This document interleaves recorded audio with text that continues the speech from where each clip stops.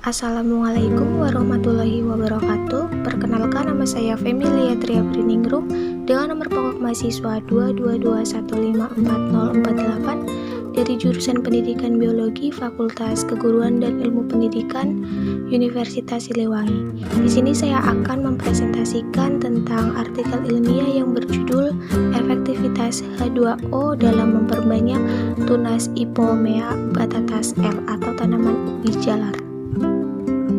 Penelitian ini bertujuan untuk mendeskripsikan proses perbanyakan tanaman ubi jalar atau Ipomoea batatas L melalui teknik efektivitas H2O dalam memperbanyak tunas Ipomoea batatas L dan menunjukkan bahwa sumber bibit generasi 1 dari hasil penunasan ubi jalar dapat meningkatkan produktivitas pada beberapa klon.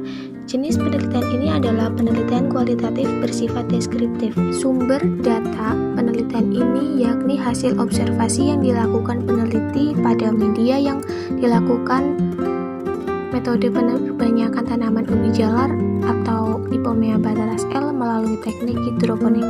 Hasil penelitian menunjukkan bahwa melalui metode perbanyakan tanaman ubi jalar atau Ipomoea batatas L dengan teknik hidroponik menghasilkan tunas. Tetapi untuk memunculkan tunas itu sendiri tidak hanya membutuhkan waktu 1 minggu. Saran yang dapat diajukan peneliti adalah yang pertama, hendaknya peneliti melakukan penelitian melalui metode perbanyakan tanaman ubi jalar tidak hanya dalam waktu seminggu saja untuk dapat memunculkan tunas dari ubi jalar. Yang kedua, hendaknya peneliti memperhatikan kebutuhan cahaya untuk penelitiannya, tidak disimpan di dalam ruangan saja karena menyebabkan lambatnya pertumbuhan akar serta tunas pada ubi jalar atau Ipomoea batatas L. Kemudian masuk ke bagian pendahuluan. Indonesia merupakan negara yang mempunyai beragam jenis flora yang salah satunya adalah tanaman ubi jalar. Perkembangan industri pangan berbahan baku ubi jalar telah menyebabkan permintaan terus meningkat. Kebutuhan karbohidrat terus meningkat seiring dengan pertambahan jumlah penduduk. Ubi jalar salah satu komoditas pangan penghasil karbohidrat terberas. Dalam kelompok tanaman pangan, ubi jalar termasuk komoditas kebutuhan manusia selain padi dan gadung. Ubi jalar atau disebut dengan juga ketelah rambat merupakan tanaman umbi-umbian ternak yang menjalar. Pengertian tersebut menurut Heine tahun 1987. Di antara tanaman umbi-umbian di Indonesia, ubi jalar termasuk tanaman terpenting kedua setelah singkong, menurut Saleh dan Hartojo tahun 2003. Ubi jalar ada yang berwarna putih, kuning, oranye, merah, dan ungu. Kandungan karbohidratnya yang tinggi menyebabkan ubi jalar dapat digunakan sebagai makanan pokok pengganti beras. Ubi jalar disukai juga untuk menu diet karena bebas gluten. Ubi jalar termasuk makanan gluten free. Ubi jalar juga mempunyai indeks glikemik yang lebih rendah dibanding nasi putih, jadi lebih aman untuk pengidap diabetes. Selanjutnya ada klasifikasi ilmiah. Kingdom Plantae, Divisio Spermatophyta, Subdivisio Angiospermae, kelas Dicotyledonae, Ordo Solanales, Famili Convolvulaceae, genus Ipomoea, spesies Ipomoea batatas L. Menurut WHO, kandungan kalsium ubi jalar lebih tinggi dibanding beras, jagung, terigu maupun sorghum. Kandungan vitamin A pada ubi jalar merah sebanyak 4 kali dari wortel sehingga baik untuk pencegahan kebutaan.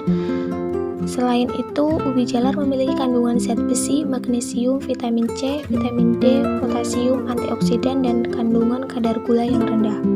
Ubi jalar bisa diperbanyak secara generatif maupun vegetatif. Salah satu kendala dalam budidaya ubi jalar yang dihadapi petani adalah akses petani terhadap bibit masih kurang baik dari kuantitas maupun kualitas. Apabila hal ini terus dilakukan, maka akan menurunkan produktivitas. Varietas yang ada saat ini ditanam petani juga belum memberikan produktivitas maksimal. Optimalisasi peran kebun bibit perlu dilakukan dengan perluasan wilayah dengan harapan semakin besar kuantitas bibit yang dihasilkan. Salah satu metode dalam budidaya menanam ubi jalar ini dengan memanfaatkan media air tanpa menggunakan media tanah dengan menekankan pada pemenuhan kebutuhan hara nutrisi bagi tanaman disebut dengan hidroponik.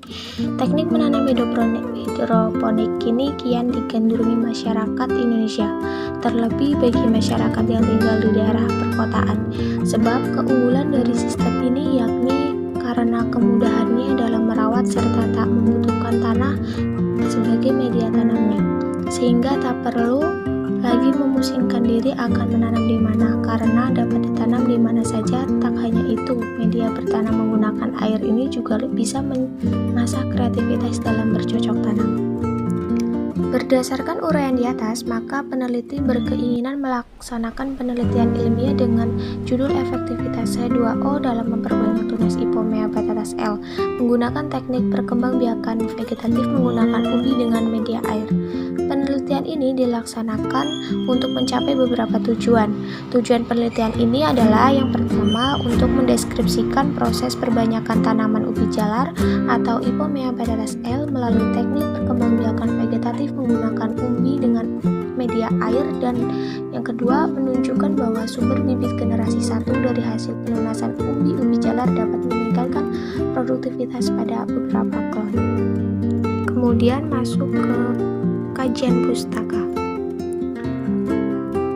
Tanaman ubi jalar atau Ipomea batatas L merupakan tanaman herbaceous. Beberapa ciri morfologinya adalah memiliki batang berkuku dan dari tiap kuku tumbuh daun, akar, dan tunas. Daunnya berbentuk hati 3 jari, 5 jari, atau 7 jari. Sedangkan bunganya berbentuk trompet. Menurut Sarwono tahun 2005, di Indonesia ubi jalar dapat tumbuh pada lingkungan yang bervariasi pada ketinggian 10 meter sampai 2.500 meter di atas permukaan laut. Ubi jalar atau ketela rambat atau sweet potato diduga berasal dari benua Amerika. Para ahli botani dan pertanian memperkirakan daerah asal tanaman ubi jalar adalah Selandia Baru, Polinesia, dan Amerika bagian tengah. Ubi jalar mulai menyebar ke seluruh dunia, terutama negara-negara beriklim tropika pada abad ke-16. Orang-orang Spanyol menyebarkan ubi jalar ke kawasan Asia, terutama Filipina, Jepang, dan Indonesia. Ubi jalar termasuk bahan pangan tertua yang ditemukan manusia. Dari berbagai jenis umbi-umbian yang ditemukan dalam perjalanan ini, tampaknya ubi jalar merupakan jenis yang paling umum dibudidayakan dan diolah menjadi berbagai macam produk olahan. Salah satu kultivar ubi jalar yang mengandung antosianin yang tinggi yaitu ubi jalar ungu yang diolah menjadi es krim, campuran selai buah, berbagai macam kue kering, keripik, tepung, kubus instan untuk bahan kolak, dan sawut ubi jalar. Vitamin E dalam ubi jalar ungu termasuk tinggi sehingga dapat menangkis ancaman kanker dan menjaga jantung tetap sehat, karena ubi jalar ungu berisi karbohidrat kompleks yang tinggi sehingga baik untuk membantu dalam mengontrol berat badan. Salah satu metode dalam budidaya menanam ubi jalar ini dengan memanfaatkan media air tanpa menggunakan media tanah dengan menekankan pada pemenuhan kebutuhan hara nutrisi bagi tanaman disebut dengan hidroponik. Teknik menanam hidroponik ini kian digandrungi masyarakat Indonesia, terlebih bagi masyarakat yang tinggal di daerah perkotaan. Sebab keunggulan dari sistem ini yakni karena kemudahannya dalam merawat serta tak membutuhkan tanah sebagai media tanamnya, sehingga tak perlu lagi memusingkan diri akan menanam di mana karena dapat ditanam di mana saja. Tak hanya itu, media bertanam menggunakan air juga bisa mengasah kreativitas dalam bercocok tanam. Di beberapa daerah tertentu, ubi jalar merupakan salah satu komoditi bahan makanan pokok. Ubi jalar merupakan komoditi pangan penting di Indonesia dan diusahakan penduduk mulai dari daerah dataran rendah sampai dataran tinggi. Tanaman ini mampu beradaptasi di daerah yang kurang subur dan kering. Dengan demikian, tanaman ini dapat diusahakan orang sepanjang tahun. Ubi jalar dapat diolah menjadi berbagai bentuk atau macam produk olahan. Beberapa peluang penganeka-ragaman jenis penggunaan ubi jalar dapat dilihat berikut ini. Yang pertama dari daun, yaitu sayuran, pakan ternak, kemudian batang, bahan tanam, pakan ternak, kulit ubi, pakan ternak, ubi segar, bahan makanan, tepung, makanan. Kemudian masuk ke metode penelitian. Metode penelitian yang digunakan dalam penelitian ini adalah metode penggunaan media air atau hidroponik untuk memperbanyak tunas ubi jalar atau Ipomea batatas L melalui umbinya. Alat dan bahan yang digunakan yaitu 2 gelas bening, air bersih, 2 buah ubi jalar, 6 buah lidi yang sudah dipotong-potong sesuai kebutuhan, serta pisau. Langkah kerja. Yang pertama, cuci ubi-ubi jalar dengan air hingga bersih. Yang kedua, siapkan 2 gelas bening berisi air bersih.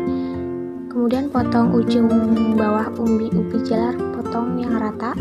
Keempat, tancapkan lidi pada sisi-sisi ubi-ubi jalar. Hal ini dilakukan agar umbi tidak tenggelam ke dalam air dan tertahan dengan lidi yang menahannya, sehingga perlahan-lahan perakaran bisa keluar dari zat. Letakkan ubi-ubi jalar yang telah ditancapi lidi ke dalam gelas yang berisi air. Pastikan bagian bawah ubi-ubi jalar menyentuh air. Jika belum menyentuh, bisa tambahkan air. Kemudian yang terakhir, letakkan di tempat terbuka dan teduh. Tambahkan air saat airnya berkurang. Kemudian hasil penelitian dan pembahasan. Terdapat gambar ubi jalar di hari pertama, ubi jalar di hari kedua, serta ubi jalar di hari ketiga. Kemudian ubi jalar di hari keempat, ubi jalar di hari kelima, ubi jalar di hari keenam, ubi jalar di hari ketujuh, serta ada contoh gambar tunas dan akar yang sudah keluar dari ubi jalar. Diambil dari sumber yaitu dubaikhalifas.com. Berdasarkan penelitian yang dilakukan oleh peneliti, penggunaan media air sebagai efektivitas dalam memperbanyak tunas pada ubi jalar sangat berpengaruh. Penggunaan teknik perbanyak tunas di samping meningkatkan jumlah tunas yang berkualitas dapat mempersingkat masa penyediaan benih. Dari beberapa gambar di atas dapat dilihat perbedaan pertumbuhan akar dari hari ke hari. Air adalah faktor penting yang perlu diperhatikan untuk mendapatkan hasil perbanyakan tunas yang maksimal. Air sebagai pengganti tanah pada pertanian konvensional sangat menentukan kualitas sayur yang kita tanam. Media yang dengan teknik hidroponik ini sangat mudah untuk dijangkau. Yang kedua adalah cahaya matahari. Cahaya matahari mempengaruhi pertumbuhan tanaman melalui 3 sifat, yaitu intensitas cahaya, kualitas cahaya atau panjang gelombang, dan lamanya penyinaran atau panjang hari. Dalam penelitian yang dilakukan peneliti terdapat kekurangan, yaitu kurangnya kebutuhan cahaya matahari pada pertumbuhan tunas ubi jalar atau Ipomea batatas L tersebut, sehingga pertumbuhan akar pun menjadi lambat serta pertumbuhan tunas tidak muncul bersamaan dengan tumbuhnya akar. Sehingga karena kurangnya cahaya matahari, penggunaan waktu 1 minggu dalam penelitian ini pun sedikit kurang efektif untuk memunculkan tunas dari ubi jalar tersebut. Kemudian yang terakhir adalah kesimpulan. Berdasarkan analisis yang telah dilakukan di atas, maka penulis dapat menarik kesimpulan bahwa melalui penelitian yang dilakukan oleh peneliti, penggunaan media air sebagai efektivitas dalam memperbanyak tunas pada ubi jalar sangat berpengaruh. Penggunaan teknik perbanyak tunas di samping meningkatkan jumlah tunas yang berkualitas dapat mempersingkat masa penyediaan benih. Kemudahan dalam metode penggunaan teknik hidroponik dalam merawat serta membutuhkan tanah sebagai media tanamnya, sehingga tak perlu lagi memusingkan diri akan menanam di mana karena dapat ditanam di mana saja. Tak hanya itu, media bertanam menggunakan air ini juga bisa mengasah kreativitas dalam bercocok tanam. Serta yang terakhir adalah pengaruh cahaya matahari. Cahaya matahari mempengaruhi pertumbuhan tanaman melalui 3 sifat, yaitu intensitas cahaya, kualitas cahaya atau panjang gelombang, dan lamanya penyinaran atau panjang hari. Dalam penelitian yang dilakukan peneliti terhadap kekurangannya, yaitu kurangnya kebutuhan cahaya matahari pada pertumbuhan tunas ubi jalar atau Ipomea batatas L tersebut, sehingga pertumbuhan akar pun menjadi lambat serta pertumbuhan tunas tidak muncul bersamaan dengan tumbuhnya akar. Sehingga karena kurangnya cahaya matahari, penggunaan waktu 1 minggu dalam penelitian ini pun sedikit kurang efektif untuk memunculkan tunas dari ubi jalar tersebut. Sekian yang dapat saya sampaikan, kurang lebihnya mohon maaf. Wassalamualaikum warahmatullahi wabarakatuh.